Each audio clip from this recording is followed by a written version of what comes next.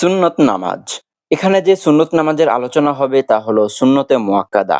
সুন্নতে মুআক্কাদার পরিচয় দিতে গিয়ে ফকিহগণ বলেন, যে কাজ নবীজি সাল্লাল্লাহু আলাইহি ওয়াসাল্লাম অথবা তার সাহাবীগণ সবসময় করেছেন, কারণ ছাড়া কোনো সময় ছাড়েননি, তাকে সুন্নতে মুআক্কাদা বলে। প্রতিদিনের নামাজের মধ্যে সুন্নতে মুআক্কাদা 12 রাকাত, যথা ফজরের পূর্বে 2 রাকাত, জোহরের পূর্বে 4 রাকাত এবং পরে 2 রাকাত, মাগরিবের পরে 2 রাকাত এবং ইশারের পরে 2 রাকাত। এর সাথে আছে রমজান মাসের তারাবির 20 রাকাত। সুন্নতে মুআক্কাদা নামাজের হুকুম বর্ণনা করতে গিয়ে ফকিহগণ বলেন, সুন্নতে মুআক্কাদা আমলের দিক দিয়ে ওয়াজিবের কাছাকাছি। অর্থাৎ যদি কোনো ব্যক্তি কারণ ছাড়া সুন্নতে মুআক্কাদা ছেড়ে দেয় অথবা ছেড়ে দেওয়ার অভ্যাস করে, অথবা সে ফকিহ ও গুনাহগার হবে এবং নবীজি সাল্লাল্লাহু আলাইহি সাল্লাম এর খাস শাফাত থেকে বঞ্চিত হবে। সুন্নতে মুআক্কাদা ছেড়ে দেওয়া গুনাহ ওয়াজিব ছেড়ে দেওয়া গুনাহের চেয়ে কম। কখনো কখনো সুন্নতে মুআক্কাদা ছুটে গেলে তা কাজা করতে হয় না। সুন্নত নামাজের গুরুত্ব ও ফজিলত। হাদিসে 12 রাকাত সুন্নতে মুআক্কাদার ফজিলতের ব্যাপারে নবীজি সাল্লাল্লাহু আলাইহি ওয়াসাল্লাম বলেন, যে ব্যক্তি দিন রাত 12 রাকাত সুন্নত নামাজ গুরুত্বের সাথে আদায় করবে, আল্লাহ তাআলা তার জন্য জান্নাতের মহল তৈরি করে দিবেন।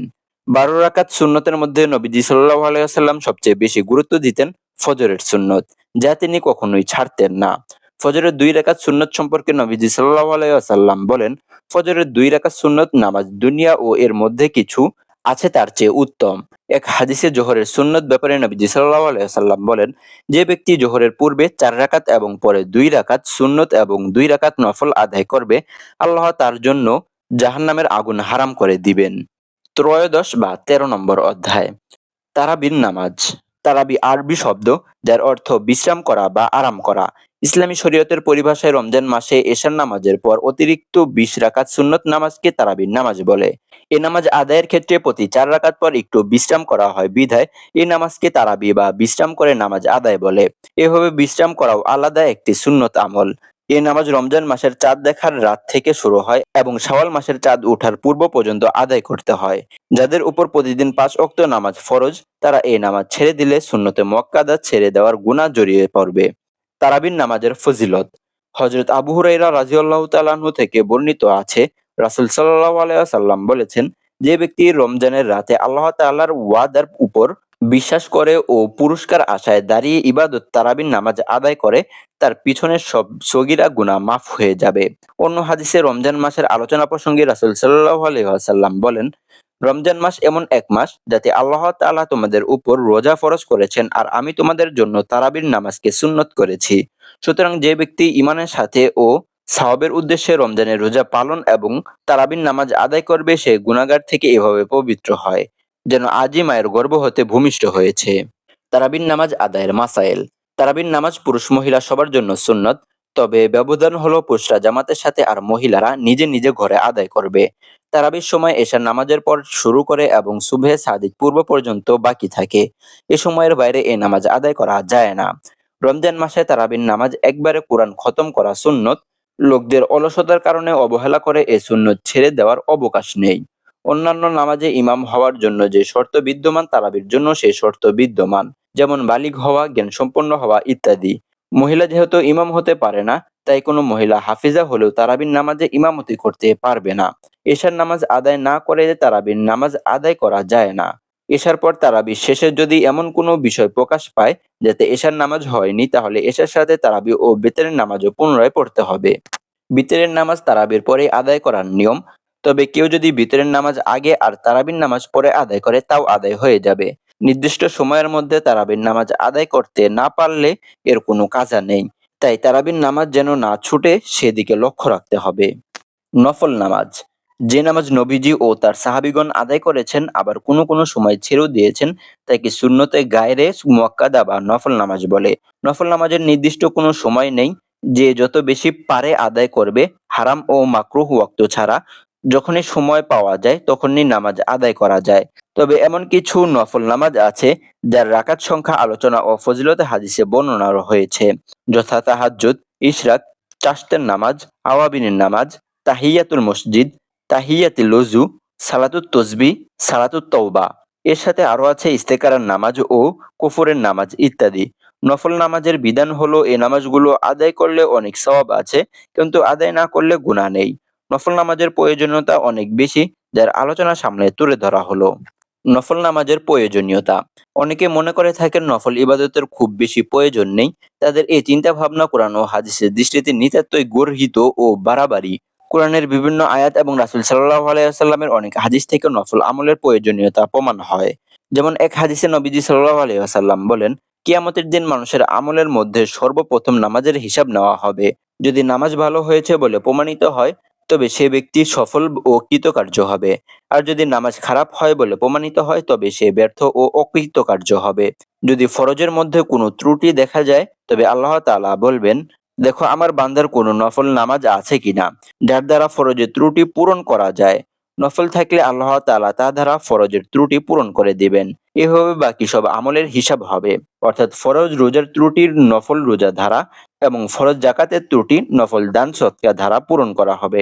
তাই আমাদের সবাইকে নফল নামাজের পাশাপাশি নফল রোজা, দান সৎকা ও অন্যান্য আমল বেশি পরিমাণে করতে হবে। এখানে আমাদের একটি বিষয় মনে রাখা আবশ্যক যে, নবীজি সাল্লাল্লাহু আলাইহি ওয়াসাল্লাম এর হাদিস ও তার আমল দেখে বোঝা যায় যে নফল নামাজ মসজিদে আদায় করার চেয়ে ঘরে আদায় করাই ভালো। কেননা এক হাদিসের নবীজি সাল্লাল্লাহু আলাইহি ওয়াসাল্লাম বলেন, ফরজ নামাজ ছাড়া অন্যান্য নামাজ ঘরে বসে আদায় করা উত্তম। অন্য হাদিসে বলেন, তোমরা তোমাদের ঘর ফরজ ব্যতীত অন্যান্য নামাজ আদায় করো, ঘরকে কবর বানিয়ে রেখো না। সুতরাং কোরআনের অনেক আয়াত ও নবীজির অসংখ্য হাদিস থেকে শিক্ষা নিয়ে বেশি পরিমাণে নফল আমলের অভ্যাস গড়তে হবে। নফল নামাজের যে প্রকারগুলো রয়েছে তার ধারাবাহিকতা আলোচনা সামনে তুলে ধরা হলো। তাহাজ্জুদের নামাজ ও তার ফজিলত। ফরজ, ওয়াজিব ও সুন্নত নামাজের পর সবচেয়ে গুরুত্বপূর্ণ নফল নামাজ হলো তাহাজ্জুদের নামাজ। নবীজি সাল্লাল্লাহু আলাইহি ওয়াসাল্লাম সাহাবীগণকে এ নামাজের প্রতি উদ্বুদ্ধ করতেন। তাহাজ্জুদের অর্থ শুরু হয় এশার নামাজের পর আর বাকি থাকে সুবহে সাদিক পর্যন্ত। ঘুম থেকে উঠে শেষ রাতে এ নামাজ আদায় করা উত্তম। তবে যারা শেষ রাতে উঠতে সক্ষম নয়, তারা ঘুমানোর পূর্বেই তাহাজ্জুদের নিয়ত করে নামাজ আদায় করলেও হবে। বিতরের নামাজ তাহাজ্জুদের পর আদায় করতে পারলে ভালো, তবে এর ব্যতিক্রম হলে অসুবিধা নেই। এ নামাজের রাকাত সংখ্যা নির্দিষ্ট নয়। নবীজি সাল্লাল্লাহু আলাইহি ওয়াসাল্লাম থেকে ৪, ৬, ৮, ১০ বিভিন্ন রাকাত আদায়ের বর্ণনা পাওয়া যায়। এ নামাজের জন্য ভিন্ন কোনো সময় নেই এবং নির্দিষ্ট কোনো সূরাও নেই। বরং যে কোনো সূরা দিয়েই তাহাজ্জুদের নামাজ আদায় করা যায়। তাহাজ্জুদের নামাজের গুরুত্ব বর্ণনা করতে গিয়ে নবীজি সাল্লাল্লাহু আলাইহি ওয়াসাল্লাম বলেন, ফরজ নামাজের পর সর্বোত্তম নামাজ হলো তাহাজ্জুদের নামাজ। তাহাজ্জুদ আদায়কারীদের প্রতি দোয়া করে নবীজি সাল্লাল্লাহু আলাইহি ওয়াসাল্লাম বলেন, আল্লাহ তাআলা ওই ব্যক্তির উপর দয়া করুন যে রাতে কিছু অংশ জেগে তাহাজ্জুদের নামাজ আদায় করে, অতঃপর তার স্ত্রী জাগিয়ে দেয় এবং সেও তাহাজ্জুদের নামাজ আদায় করে। ইশরাকের নামাজ ও তার ফজিলত। ইশরাকের নামাজ সূর্যোদয় আরম্ভ হওয়ার ৯ মিনিট পর থেকে শুরু করা যায়। তবে সতর্কতার জন্য আলেমগণ ১০ থেকে ১২ মিনিট অপেক্ষা করতে বলেন। আমাদের সমাজে ২৩ মিনিটে যে কথা প্রচলিত আছে তা সঠিক নয়। এ নামাজ আদায়ের উত্তম নিয়ম হলো ফজরের নামাজের পর নামাজের স্থানে বসে তাসবিহ, তাহলিল, দোয়া, দুরূদ অথবা কুরআন তেলাওয়াত করতে থাকা। অতঃপর সময় হলে ২ রাকাত বা ৪ রাকাত নামাজ আদায় করা। এ নামাজের জন্য ভিন্নভাবে নিয়ত করতে হয় না এবং এর জন্য নির্দিষ্ট কোনো সূরাও নেই এবং নফল নামাজের নিয়তে যে কোনো সূরা দিয়ে আদায় করা যায়। এ নামাজের ফজিলত বর্ণনা করতে গিয়ে নবীজি সাল্লাল্লাহু আলাইহি ওয়াসাল্লাম বলেন, যে ব্যক্তি ফজরের নামাজ জামাতে আদায় করে সূর্যোদয় পর্যন্ত আল্লাহর জিকির মশগুল থাকে, অতঃপর ২ রাকাত নফল নামাজ আদায় করে, তবে সে হজ ও উমরা সওয়াব লাভ করে। সাহাবী বলেন, নবীজি সাল্লাল্লাহু আলাইহি ওয়াসাল্লাম ৩ বার বলেছেন, পরিপূর্ণ হজ ও উমরার সওয়াব, পরিপূর্ণ হজ ও উমরার সওয়াব, পরিপূর্ণ হজ ও উমরার সওয়াব। সাদকাতুদ দুহা, চাশতের নামাজ ও তার ফজিলত। নফল নামাজের মধ্যে অন্যতম ফজিলতপূর্ণ নামাজ হলো চাশতের নামাজ, যা আদায়ের ব্যাপারে নবীজি সাল্লাল্লাহু আলাইহি ওয়াসাল্লাম তার প্রিয় সাহাবী আবু হুরায়রা রাদিয়াল্লাহু তাআলা আনহুকে ওসিয়ত করেছেন। হাদিসের ভাষায় এই নামাজের নাম সালাতুদ দুহা। দুহা একটি আরবি শব্দ যার অর্থ পূর্বাহ্ন বা দিনের প্রথম অংশ। ফার্সি ভাষায় যাকে চাশত বলা হয়। সুতরাং আমাদের উপমহাদেশে প্রচলিত চাশতের নামাজ হলো হাদিসে বর্ণিত সালাতুদ দুহা বা পূর্বাহ্নের নামাজ। যে নামাজের সময় সূর্য আকাশের ১/৪ উপরে ওঠার পর, অর্থাৎ গ্রীষ্মকাল সকাল ৯টা থেকে আর শীতকাল সকাল ১০টা থেকে শুরু হয়ে দ্বীপ্রহরের পূর্ব পর্যন্ত বাকি থাকে। চাশতের নামাজ ২ রাকাত থেকে শুরু করে ৮ রাকাত পর্যন্ত আদায় করা সুন্নত। তবে কোনো বর্ণনায় ১২ রাকাতের কথাও পাওয়া যায়। চাশতের নামাজের ফজিলত সম্পর্কে নবীজি সাল্লাল্লাহু আলাইহি ওয়াসাল্লাম বলেন, তোমাদের দেহের প্রতিটি জোড়ার জন্য প্রতিদিন সকালে সদকা করা তোমাদের দায়িত্ব। অতএব প্রতিটি তাসবিহ একটি সদকা, প্রতিটি তাহমিদ একটি সদকা, প্রতিটি তাহলিল একটি সদকা, প্রতিটি তাকবীর একটি সদকা, সৎ কাজের আদেশ একটি সদকা, অসৎ কাজে বাধা একটি সদকা। আর 2 রাকাত দোহা অর্থাৎ চাষতের নামাজও এই সবগুলো দায়িত্বের জন্য যথেষ্ট হয়ে যায়। অন্য হাদিসে এই নামাজ আদায়কারীর ব্যাপারে বলা হয়েছে, তার গুনাহ ক্ষমা করে দেওয়া হয়, যদিও তা সাগরের ফেনার চেয়ে বেশি হয়। আওয়াবিনের নামাজ ও তার ফজিলত। আওয়াবিন শব্দটি আরবি আওয়াব শব্দের বহুবচন, যার অর্থ প্রত্যাবর্তনকারী, তাওবাকারী, স্মরণকারী বা আল্লাহর দিকে প্রত্যাবর্তনকারী। কোরআনে এই শব্দটি একবচন ও বহুবচন উভয় অবস্থাতেই ব্যবহৃত হয়েছে। সুতরাং সালাতুল আওয়াবিন অর্থ আল্লাহর অনুগত বান্দাদের নামাজ। এজন্যই নবীজি সাল্লাল্লাহু আলাইহি ওয়াসাল্লাম চাষতের নামাজকেও আওয়াবিনের নামাজ বলেছেন। এই হাদিসের কারণে কোনো আলেম চাষতের নামাজকে আওয়াবিনের নামাজ মনে করে থাকেন, কিন্তু অধিকাংশ ফিকহের মতে মাগরিব ও এশার মধ্যবর্তী নামাজই আওয়াবিনের নামাজ।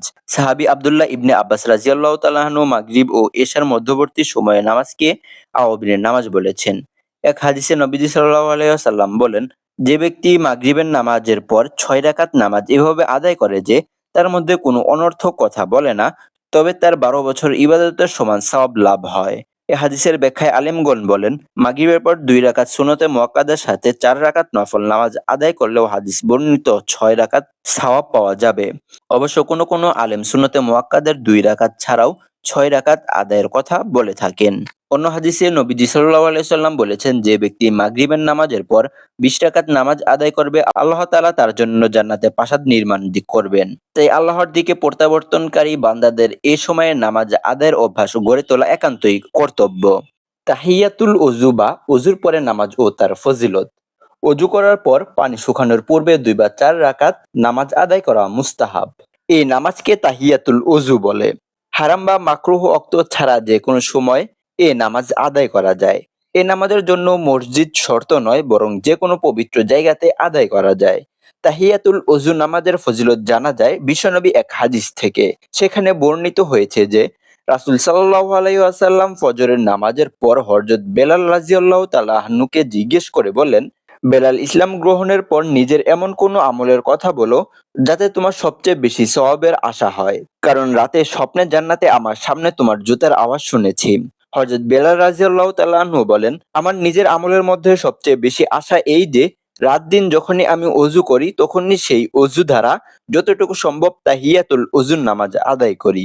অন্য হাদিসে নবীজি সাল্লাল্লাহু আলাইহি ওয়াসাল্লাম বলেন, যে ব্যক্তি ভালোভাবে ওযু করে 2 রাকাত নামাজ পূর্ণ আন্তরিকতার সাথে আদায় করে তার জন্য জান্নাত ওয়াজিব হয়ে যায়। তাহিয়াতুল মসজিদ বা মসজিদের সম্মানার্থে নামাজ ও তার ফজিলত। পৃথিবীতে আল্লাহ তাআলার ঘর হলো মসজিদ। আল্লাহর কাছে পৃথিবীর মধ্যে সবচেয়ে পছন্দনীয় স্থান হলো মসজিদ। এজন্যই দুর্গন্ধযুক্ত খাবার যেমন রসুন, পেঁয়াজ বা বিড়ি সিগারেট গুলো অথবা এ জাতীয় কোনো কিছু গ্রহণের পর দুর্গন্ধমুক্ত না হয়ে মসজিদে আসতে নবীজি সাল্লাল্লাহু আলাইহি ওয়াসাল্লাম নিষেধ করেছেন। এ ঘরে ইবাদতকারীদের ব্যাপারে নবীজি সাল্লাল্লাহু আলাইহি ওয়াসাল্লাম বলেন, যে ব্যক্তি সকাল সন্ধ্যা মসজিদে যায়, আল্লাহ তাআলা তার জন্য জান্নাতে মেহমানদারির ব্যবস্থা করেন। যতবার সে মসজিদে যাবে ততবার মেহমানদারির ব্যবস্থা করবেন। এত মূল্যবান মসজিদে যখন আমরা যাই তখন আমাদেরও দায়িত্ব থাকে এ ঘরের হকসমূহ আদায় করা। এ ঘরের অন্যতম হক হলো মসজিদে প্রবেশ করার পূর্বে 2 রাকাত নফল নামাজ পড়া, যে নামাজকে হাদিসের পরিভাষায় তাহিয়াতুল মসজিদ বলা হয়। তবে কেউ যদি হারাম বা মাকরুহ ওয়াক্ত মসজিদে প্রবেশ করে তবে সে নামাজ আদায় করা থেকে বিরত থাকবে। অনুরূপভাবে যদি কেউ এমন সময়ও প্রবেশ করে যখন জুমার খুতবা চলছে, তবে সেও নামাজ আদায় করা থেকে বিরত থাকবে। এ নামাজের প্রতি গুরুত্ব আরোপ করে নবীজি সাল্লাল্লাহু আলাইহি ওয়াসাল্লাম বলেন, তোমাদের মধ্যে কেউ মসজিদে প্রবেশ করলে 2 রাকাত নামাজ আদায়ের পূর্বে যেন না বসে। সালাতুত তসবিহ নামাজ ও তার ফজিলত। রাসূল সাল্লাল্লাহু আলাইহি ওয়াসাল্লামের চাচা আব্বাস ইবনে আব্দুল মুত্তালিব রাদিয়াল্লাহু তাআলা আনহু বলেছেন, হে আব্বাস, হে আমার চাচা, আমি কি আপনাকে একটি পুরস্কার দিব না? আমি কি আপনাকে এমন আমল বলে দিব না যখন আপনি সে আমলটি করবেন তখন 10টি বৈশিষ্ট্যের অধিকারী হবেন। যখন আপনি এই আমল করবেন তখন আল্লাহ তাআলা আপনার অতীত ভবিষ্যতের নতুন পুরাতন ভুলে ইচ্ছায় ছোট বড় এবং গোপন প্রকাশ্যে সব গুনাহ মাফ করে দিবেন। সে আমলটি এই যে আপনি 4 রাকাত সালাতুত তাসবিহ নামাজ আদায় করবেন, যার প্রত্যেক রাকাতে সূরা ফাতিহা ও অন্য একটি সূরা পড়বেন। যখন আপনি প্রথম রাকাতের কিরাত শেষ করবেন তখন রুকুর পূর্বে দাঁড়ানো অবস্থায় সুবহানাল্লাহি ওয়ালহামদুলিল্লাহি ওয়া লা ইলাহা ইল্লাল্লাহু আল্লাহু আকবার এটি পড়বেন 15 বার। অতঃপর রুকুতে 10 বার, সিজদায় গিয়ে 10 বার, সিজদা থেকে উঠে 2 সিজদার মধ্যখানে বসে 10 বার, দ্বিতীয় সিজদায় গিয়ে 10 বার এবং দ্বিতীয় সিজদার পর উঠবার পূর্বে বসে 10 বার পড়বেন। এভাবে প্রত্যেক রাকাতে 75 বার করে 4 রাকাত নামাজ আদায় করবেন, যাতে মোট 300 বার হবে। আপনি যদি পারেন তবে প্রতিদিন একবার এই নামাজ আদায় করবেন। যদি প্রতিদিন না পারেন তবে প্রতি সপ্তাহে একবার, যদি তা না পারেন তাহলে প্রতি মাসে একবার, এটিও যদি না পারেন তবে প্রতি বছরে একবার, আর যদি তাও না পারেন তাহলে জীবনে একবার হলেও আদায় করবেন।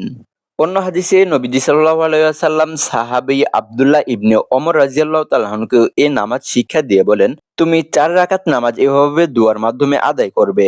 যদি তুমি জমিনের মধ্যে সর্বাপেক্ষা বড় গুনাহগার ব্যক্তিও হও, তবুও তোমার গুনাহ ক্ষমা করা হবে। বিশেষ দ্রষ্টব্য, এই নামাজ আদায়ের আরো নিয়ম রয়েছে।